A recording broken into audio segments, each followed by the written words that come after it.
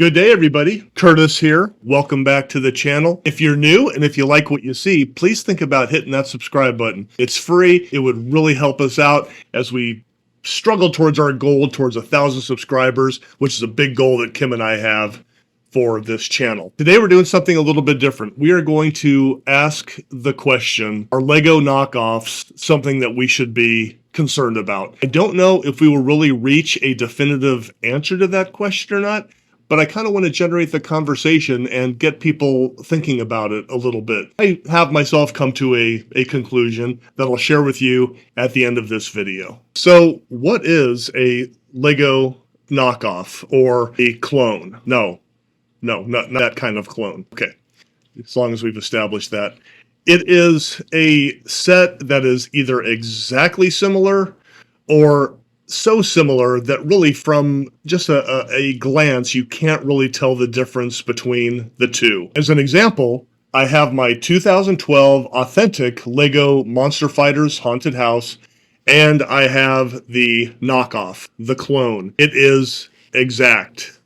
Piece for piece. I bought this one on the secondary market for about $500, and I believe we got this from AliExpress well over a year ago for maybe under $100. Pricing on the knockoff, on the clone, varies greatly. So this is kind of like the examples that I own, but we're going to look at some other examples as well of some Lego knockoffs that you might want to consider. So a legitimate question you might ask is, well, who makes this Lego knockoff? I wish I could tell you. Here's the instruction manual that came with this Lego knockoff kit. It has got absolutely zero identifying information in it at all. It has got not even no words in Chinese or anything. Here's the funny thing too, as a little side note. I was looking through this when I started to build the knockoff. I was like, man, these instructions are really bad. And I thought to myself, you know, I bet I could build this set off of the Lego instructions. So I pulled up the Lego instructions online from Lego's website, and guess what? They're the same. Lego has come a long way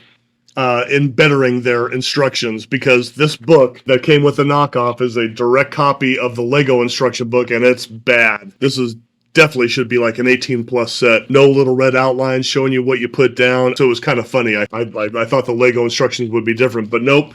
And I do have to say, for the quality of this knockoff, it was pretty good. The bricks were nice. They were good. The clutch is good, not too tight, not too loose. And matter of fact, I told Kim while I was building this knockoff that the roof actually went together better than the Lego roof, if I remember. I built this over a year ago. So quality-wise, it was actually pretty impressive. The stickers were nice that came with it, just about 8 stickers in this set. So actually, I mean, I hate to say it, it was pretty good. Now, why do we even care? Why is this even an issue? Why are there even knockoffs? Well, a couple of reasons, and they're related, but also a little bit different. Obviously, reason number one is that there are Lego knockoffs is that these companies see an opportunity.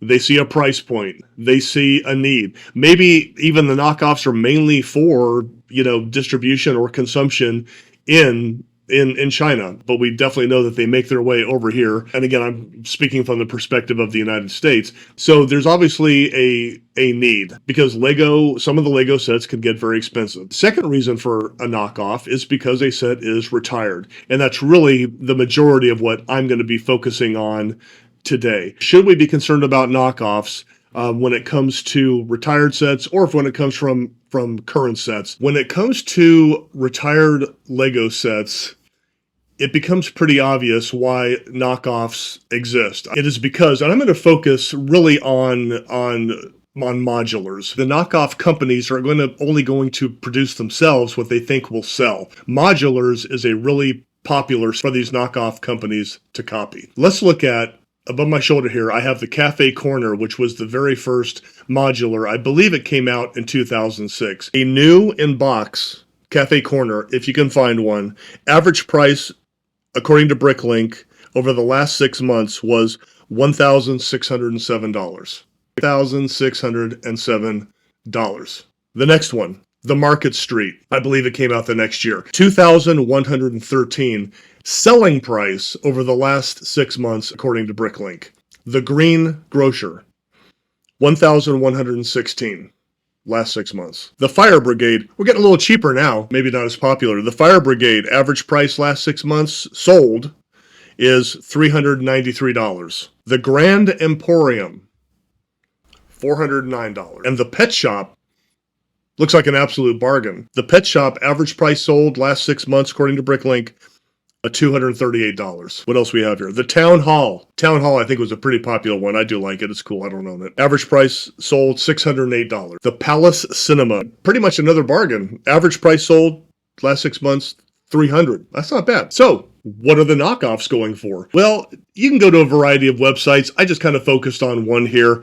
But you can see over my shoulder here, you can find the Palace Cinema for $80. The Fire Brigade, you can get that also for about $80. They all go for about the same price. The Grand Emporium, more pieces, more expensive. Looks like it's about $95. The Green Grocer, you can get that for about $80.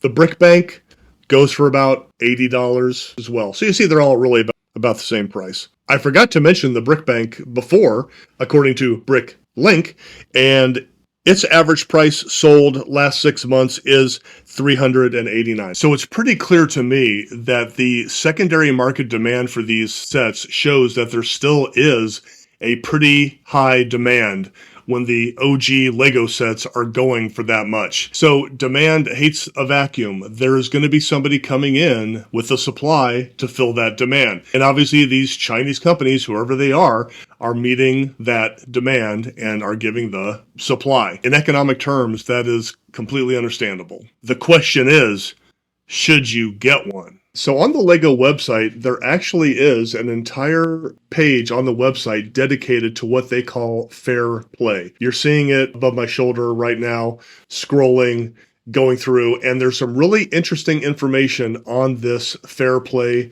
webpage from their Lego website that we need to look at. Reading through this webpage, and I've got it posted above my shoulder here, and I'm also going to read it to you off of my iPad, which I have hidden cleverly behind the knockoff haunted house. But there's some language in here that really applies specifically to what we're talking about today. In the Lego group, we believe that any original product design should be protected against copying for as long as it is produced and marketed. That's the key word right there. For as long as it is produced and marketed. Now, I would think that this fair play web page on the Lego website, I'm not sure why I keep getting that messed up, was probably put together by some lawyers. And I tell you what, reading through this fair play web page on Lego website is really, really interesting. They talk about how they have to protect themselves hundreds of times a year, and I completely get that. Perusing that fair play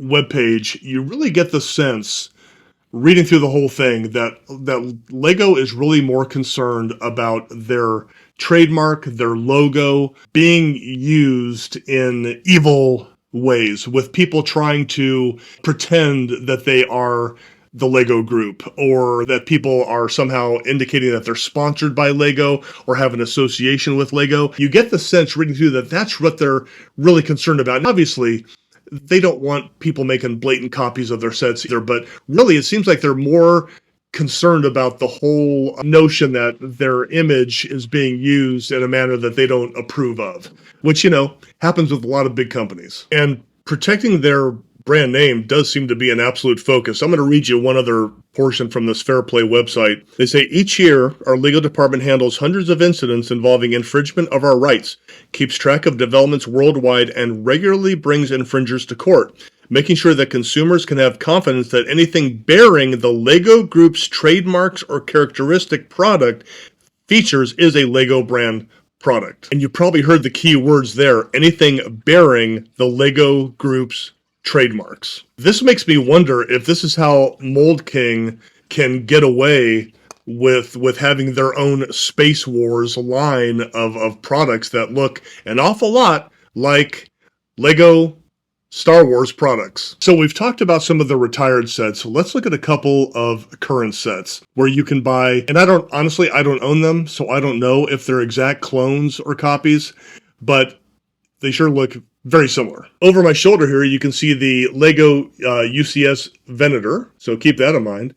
And then here's the Mold King Venator.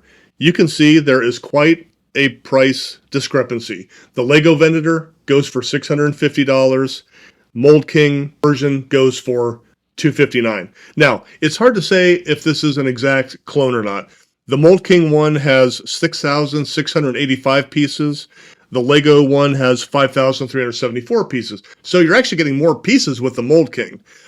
But again, they look very, very similar. Is that a clone or knockoff? I'm not sure. If you own one of these, please let me know in the comments below. And if you own both of them, it'd be really nice to see the comparison. Another example of a current set is the Lego Hobbit Shire. It goes for $270. A lot of the criticism of this set is that it is kind of pricey.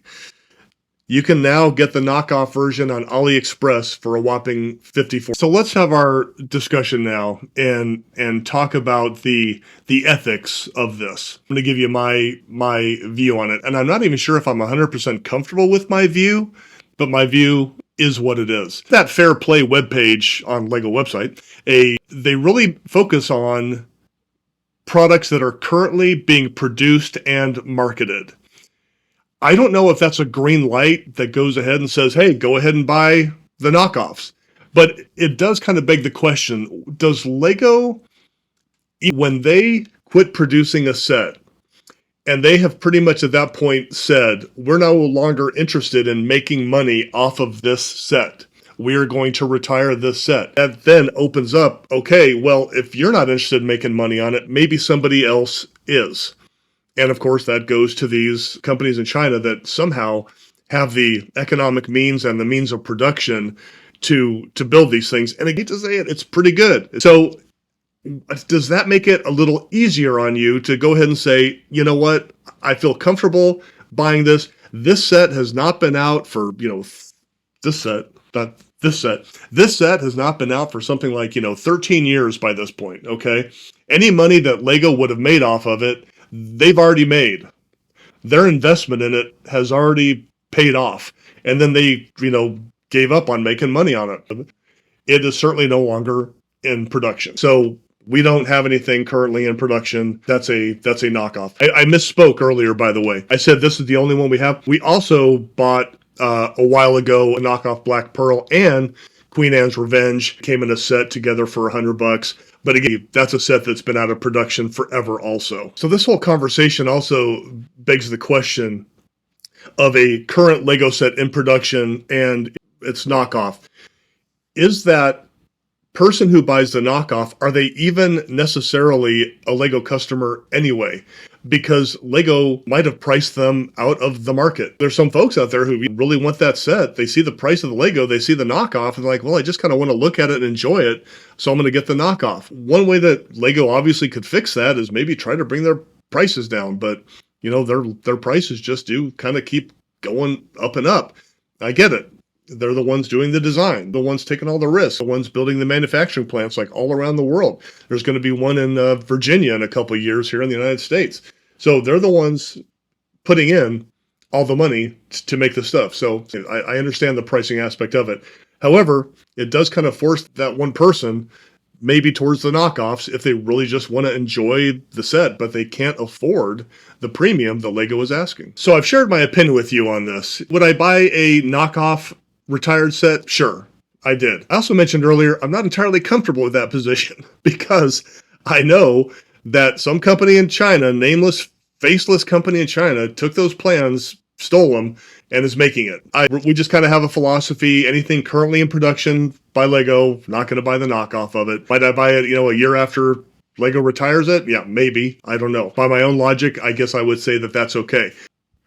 From a legal standpoint, from what Lego is saying, they mentioned specifically in production, and I don't know if they messed around with that language or not on that Fair Play website. I don't know, but they seem to have bigger fish to fry than to go after a nameless, faceless company in China that's producing a set that has been out of circulation by Lego for 10, 11, 12, 13 years. So you get the feeling that Lego, you almost feel sorry for them reading through that Fair Play. They are playing whack-a-mole with having to protect protect their image, their likeness, and all this other stuff. So I've opened it up. What are your thoughts on this? Do you buy the clone sets? Do you buy the knockoffs? It could be a pretty contentious issue. So be nice in the comments. I'm just kind of want to get this out here and kind of open it up to a conversation. So if you enjoyed what you saw today, hit like, hit subscribe, and hopefully we'll see you next time. Thanks. Bye.